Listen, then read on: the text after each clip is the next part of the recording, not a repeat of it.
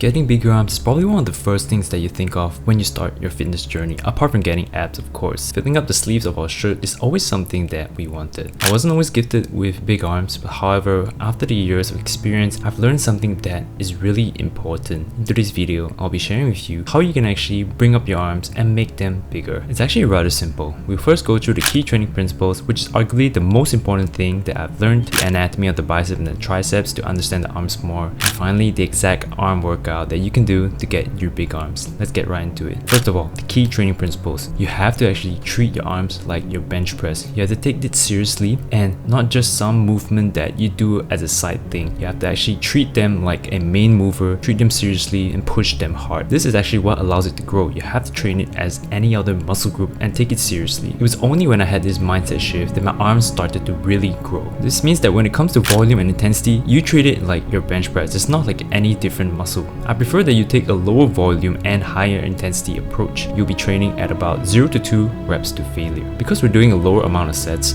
we have to make sure that every set is as effective as possible, meaning that we are training to a higher intensity. Training to higher intensities is also optimal for muscle growth. When you push closer to failure, it provides a more optimal stimulus because you're actually producing the maximal amount of mechanical tension on the target muscle, which is the key driver of hypertrophy, muscle growth. When you push closer to failure, your reps involuntarily start to slow down, and this is when they are experiencing the most mechanical tension possible. So we have to ensure that we're training at a high intensity. You can't just do high reps and not even close to failure. This won't do anything for your arm growth. When it comes to rep range, I also prefer that you stick to a lower rep range of about 4 to 8 reps. It's easier to progressively overload on. Imagine if you're trying to move up on your bicep curls from 10 kg to about 12.5 kg and you're doing 3 sets of 12 instead of 2 sets of 8. The jump up 2.5 kg using 12 reps is actually way steeper as compared to jumping up by 8 reps. Now let's talk about progressive overload, which I actually mentioned earlier on in the previous slide already. Progressive overload is a good sign of muscle growth and it is the key indication that our arms are actually growing. Progressive overload is doing more weight for a given number of reps or more reps for a given weight at a specific intensity, meaning reps to failure, and with the same technique, meaning your form doesn't change or you shortchange yourself. The ability to progressive overload is actually the result of the adaptations that have occurred due to resistance training. When we actually provide a stimulus through resistance training, that is when our muscles are able to adapt to this stimulus and then increase in size. When they increase in size, they can generate more force, which allows you to actually use more weight and thus progressive overload. If you see that the weight that you're using for your bicep curls isn't increasing over time, it's not a very good sign. You have to ensure that you're getting stronger on your bicep curls to ensure that your biceps are actually growing. This also applies for your tricep extensions. Now let's talk about the anatomy of the biceps and the triceps so that you can have a better understanding of the arms. When it comes to the biceps, it's called bi, so there's actually two heads, which is actually the long head and the short head. The long head sits at the outside of the arm, while the short head sits on the inside of the arm. For biasing these heads, you don't actually have to worry too much about this because both will work during elbow flexion, which is when you're actually trying to move your elbow upwards like this. For the triceps, there are actually 3 heads, so that's why it's called tri, and it's made up of the long head, which is the meaty part that hangs below your arm here, the lateral head, which is at the side of your arm, and the medial head. When it comes to biasing the different heads of the triceps, the long head is actually biased when you're doing any sort of elbow extension where your upper arm, your humerus, doesn't actually move. And for the lateral and medial head, any sort of pressing movement where your upper arm, your humerus is moving will bias the lateral and medial head.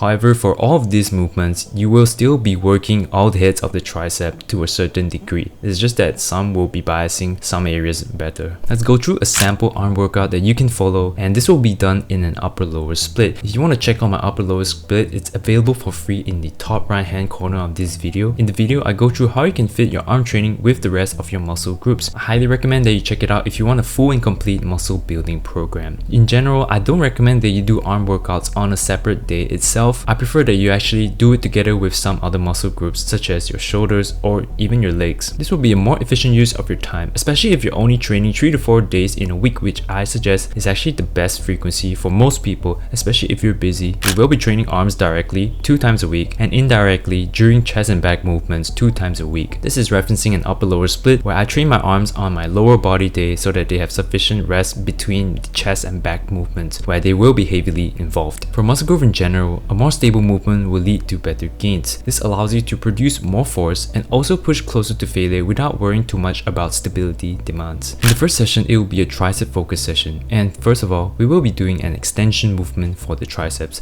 2 sets of 4 to 8 reps. You can think of any tricep push down. My favorite is actually the straight bar tricep push down with an incline bench. It gives more stability as compared to just standing variant. You can also do one arm tricep extensions, overhead tricep extensions, and skull crushers. Then we move on to the next exercise, which is a lengthened focus flexion movement for the biceps, 2 sets of 4 to 8. My favorite movement is actually the dumbbell preacher curl. The hardest part of the movement is actually at the bottom range of the motion, and that's actually it for the first session. I don't do a lot for my arms. I just focus on quality over quantity over here because they will also be trained indirectly when we do our chest and back movements. The next session is a bicep focus session where we will be doing a mid-shortened focus flexion movement for the biceps, 2 sets of 4 to 8 reps. I do typically an incline dumbbell curl, and you can also do a machine bicep curl or a standing bicep curl, completely fine, whichever that you actually enjoy the most. Incline dumbbell curl is a really stable movement because you're actually pinned against the bench, so there's very little momentum or cheating that you can actually do. Next exercise is actually a pressing movement for the triceps, 2 sets of 4 to 8 reps. We'll be doing a JM press, one of my favorites. I like to do it with a chest press machine. I set the seat height to where my shoulder is actually in line with the handle so that when I push, I get as much movement of the upper arm as possible. Thus, this will allow us to bias the lateral and medial head of the triceps as much as possible without getting too much involvement from the chest. You can also do it on a Smith, it is completely fine, or simply do a close grip bench press. And that's actually it for the arm workout. I don't do a lot of exercises. I really focus on quality over quantity over here. The most important thing is that you are able to progressive overload on these exercises over time, meaning get stronger on these exercises. You have to get stronger on your arm movement. It's the only way that your arms will actually grow. I hope you guys enjoyed this video on how you can actually grow your arms, make them better so you can fill up your sleeves and look awesome in a shirt. If you guys enjoy these types of videos, do like and subscribe. It will really help me a lot. Comment down below if you have any other suggestions that you would like to see, and I'll see you guys in the next one.